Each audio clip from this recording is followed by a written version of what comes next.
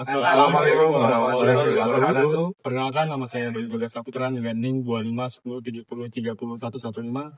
Saya Ahmad Yusuf Hadir Al-Andalusi dari NIM 2510301119. Saya Muhammad Kavin Tadijia Dewantara, NIM saya 251070303132. Saya Syafiqul Fauzi, NIM saya 251070301120. Sini kami akan mempresentasikan hasil branding dari kawasan Malioboro. Di sini kami akan memperkenalkan kawasan di daerah istimewa Yogyakarta. Dengan tantangan zaman sekarang, kawasan ini masih mampu untuk mempertahankan historis atau peninggalan dari orang-orang terdahulu, yaitu Malioboro. Malioboro merupakan salah satu kawasan wisata paling ikonik di daerah istimewa Yogyakarta yang memiliki nilai historis, budaya, dan ekonomi yang sangat kuat.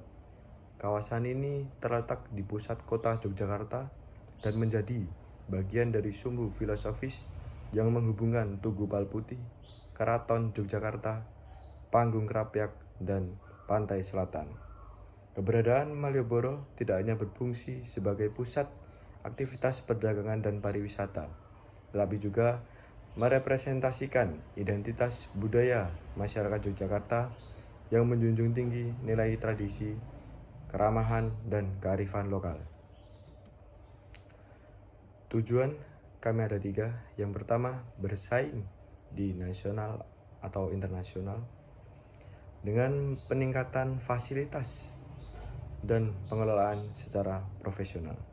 Yang kedua, mengangkat nilai budaya Yogyakarta dengan menjadikan Malioboro sebagai ruang ekspresi budaya. Yang ketiga, membuat Malioboro sebagai tempat wisata tanpa menghilangkan makna yang pada bangunan dan budaya Yogyakarta. Assalamualaikum warahmatullahi wabarakatuh. Di sini saya akan menjelaskan tentang manfaat dari wisata Malioboro tersebut. Manfaat wisata Malioboro terbagi menjadi 3 bagian. Yang pertama, meningkatkan perekonomian daerah. Wisata Malioboro memberi dampak besar pada ekonomi Yogyakarta karena banyaknya wisatawan yang berbelanja, terus berkembangnya UMKM lokal, terus tingginya aktivitas pedagang, pengrajin, dan pelaku seni. Yang kedua, membuka lapangan kerja.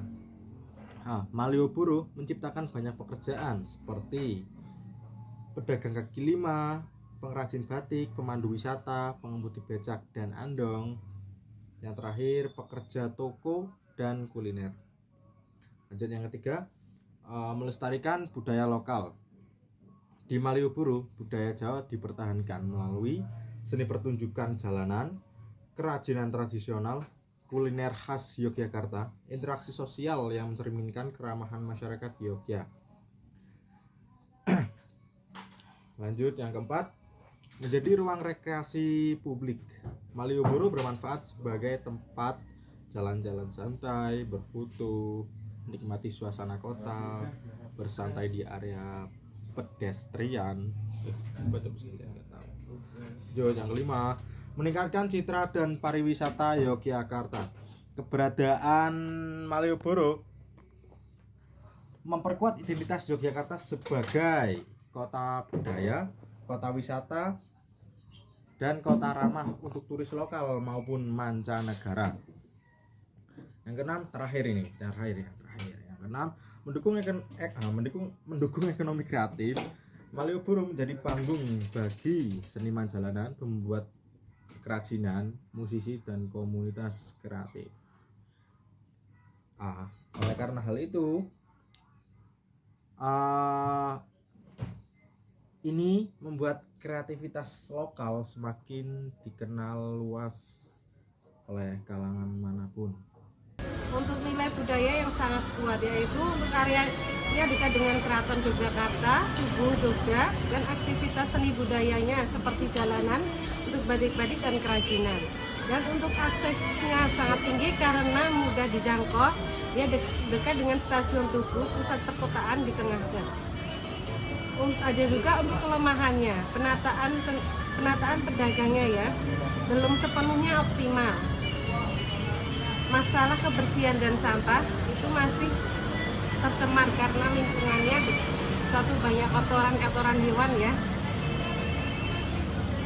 Event dan festival tematiknya itu tentang seni jalan batik, kuliner, dan festival budaya. Kolaborasinya dengan generasi muda mendorong investasi, mendorong inovasi tanpa menghilangkan nilai tradisi. Dan untuk ancamannya, persaingan dengan destinasi wisata lain, baik di Yogyakarta maupun kota wisata lain Indonesia.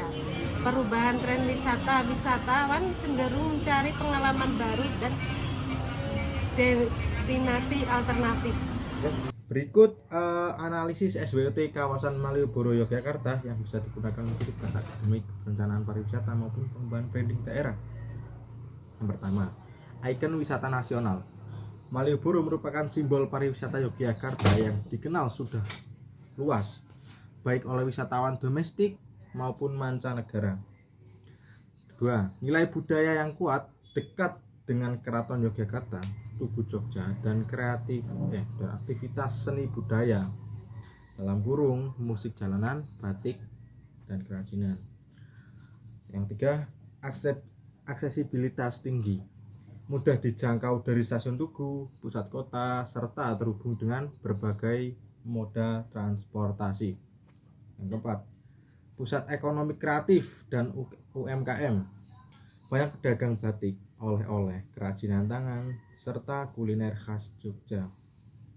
Yang kelima, daya tarik sepanjang waktu, aktif siang dan malam hari dengan suasana yang berbeda dan tetap hidup. Terus ini ada weakness atau kelemahan. Pertama, kepadatan pengunjung berlebih, terutama saat musim liburan, menyebabkan ketidaknyamanan dan kemacetan. Kedua, penataan pedagang yang belum sepenuhnya optimal. Meski sudah ada revitalisasi, masih terdapat masalah keteraturan dan estetika. Lanjut yang ketiga, masalah kebersihan dan sampah. Volume wisatawan tinggi meningkatkan resiko pencemaran lingkungan. Yang keempat, ketergantungan pada sektor pariwisata. Ekonomi kawasan sangat bergantung pada kunjungan wisata. Yang kelima, kualitas pelayanan tidak merata. Perbedaan standar layanan antar pedagang dan pelaku wisata. Terus ada lagi bagian opportunities atau peluang. Yang pertama, pengembangan pariwisata berbasis budaya dan edukasi. Storytelling, sejarah Malioboro, keraton, dan filosofi Jogja. Yang kedua, digitalis UMKM, pemanfaatan media sosial, e-commerce, and QR payment untuk pedagang. Yang ketiga, event dan festival tematik, festival budaya, seni jalanan, batik, atau kuliner khas Yogyakarta. 4. Kolaborasi dengan generasi muda dan komunitas kreatif, mendorong inovasi tanpa menghilangkan nilai tradisi. 5. Branding Malioboro sebagai kawasan ramah pejalan kaki, mendukung konsep wisata berkelanjutan dan green tourism.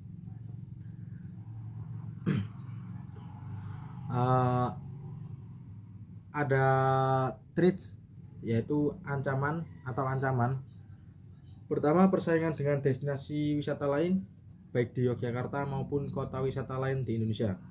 Kedua, perubahan tren wisata. Wisatawan cenderung mencari pengalaman baru dan destinasi alternatif.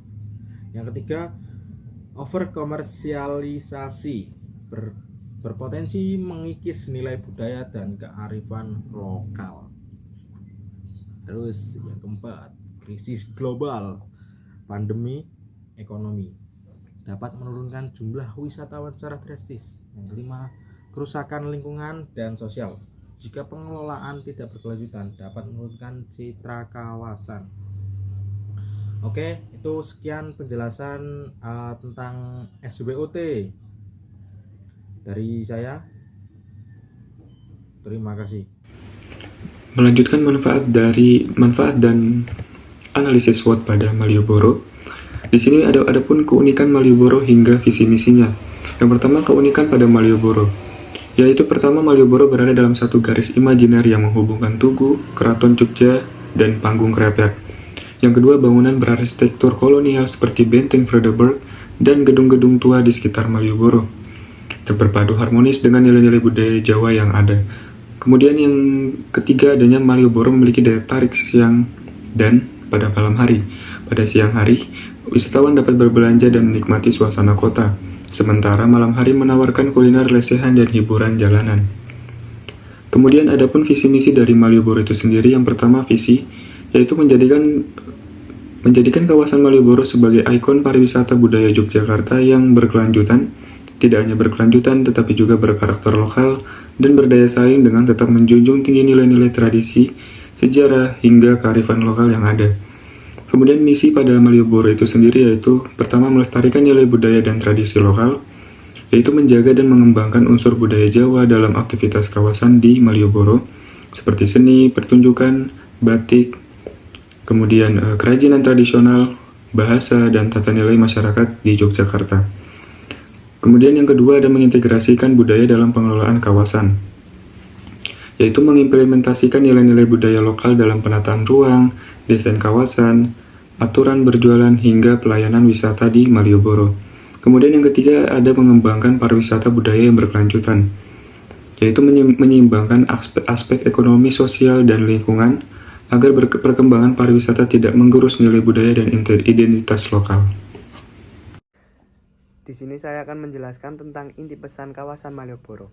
Malioboro bukan sekedar jalan wisata tetapi ruang budaya yang syarat makna. Kawasan ini berada dalam satu garis imajiner yang menghubungkan Tugu Palputih, Keraton Yogyakarta, dan Panggung Krapyak, mencerminkan filosofi kehidupan masyarakat Jawa yang menjunjung tinggi keseimbangan dan harmoni. Keindahan Malioboro semakin terasa melalui perpaduan bangunan berarsitektur kolonial seperti Benteng Vredenburg dan gedung-gedung bersejarah di sekitarnya, yang berdampingan secara harmonis antara warisan dan budaya Jawa. Selain itu, Malioboro menawarkan pengalaman wisata yang hidup sepanjang hari. Siang harinya, Malioboro menghadirkan aktivitas belanja dan suasana kota yang dinamis, sementara di malam hari menyuguhkan kuliner lesehan dan hiburan jalanan yang hangat dan merakyat. Di sini saya akan menjelaskan tentang logo dan tagline dari kelompok saya. Yang pertama, tagline-nya berbunyi, "Durung lengkap yen ning Jogja ora mampir ing Malioboro," yang berarti belum lengkap kalau ke Jogja tidak berkunjung ke Malioboro. Dan yang kedua, logo ini terdapat gambar wayang, Tugu Jogja, Merapi, Megamendung, dan pantai. Yang pertama, wayang. Wayang melambangkan budaya dan tradisi Jawa yang menjadi identitas Jogja. Yang kedua, Tugu Jogja, ikon utama Yogyakarta dan simbol identitas kota. Yang ketiga, Merapi, mewakili kekuatan alam dan karakter masyarakat Jogja. Dan yang keempat, Megamendung, motif seni yang memberi kesan teduh dan estetis. Serta yang kelima, pantai. Pantai menunjukkan kekayaan wisata pesisir di daerah Yogyakarta. Untuk pada target dan audiens, kami bedakan ada 3. Yang pertama, wisatawan lokal dan internasional.